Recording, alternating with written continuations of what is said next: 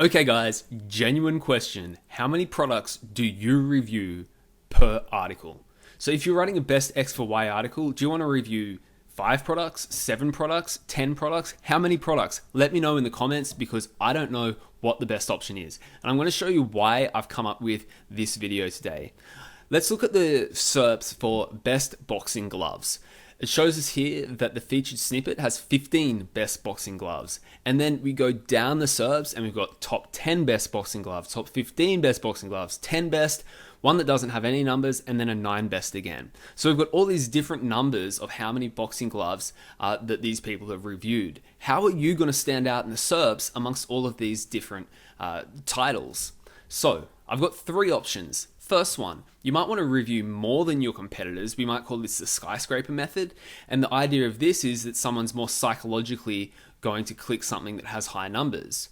You could review less than your competitors because you want to narrow down your choices for people, or be creative somehow and come up with a new title.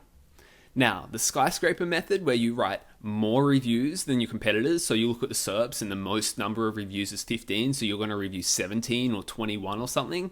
The pro of that is people might be psychologically more likely to click something that has more options. The negative of this, though, is that people probably want you to help make up their mind. If someone's writing the best boxing gloves in Google, they want you to actually say, this is the best pair of boxing gloves. They don't want you to give them a whole list of 20 different pairs. So maybe someone will be more inclined to click the 5 best or the 7 best to narrow down the field. The other con is that you might end up reviewing bad products. Now, one thought I had about this was, well, maybe a Skyscraper Method might be more useful if you're reviewing something that is a personal preference rather than a quality factor. So the best t-shirts about Star Wars, it may not be a quality thing, but a personal preference thing. And therefore, you might want to give them a lot of different options to say, well, which one would you prefer? The 5 to 7 products option. This one is helping people narrow down their choices. So if someone's going to write in best boxing gloves, they actually want someone to say, this is what you should buy. That's the reason that they're typing that question in. They want someone to make their mind up for them. So the pro is that you are helping address the user search intent. The con is you might not get as many clicks because you'll disappear amongst a crowd where there's 15 and 13 and 10 and you've only got 5. People may not be as likely to click it psychologically.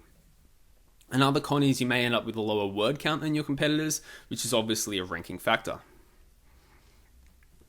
Third option, come up with a creative title.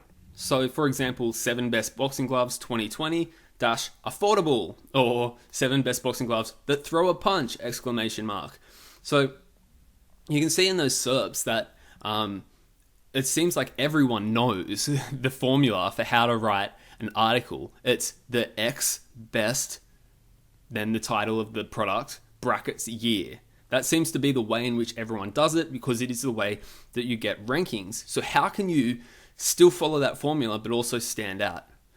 So tell me below, do you have option 1, 2, or 3? Which one do you follow? Or tell me how you come up with your formula for how many articles you review. I genuinely want to know because I'm having this conundrum a lot when I'm reviewing articles, reviewing products. How many products should I be reviewing?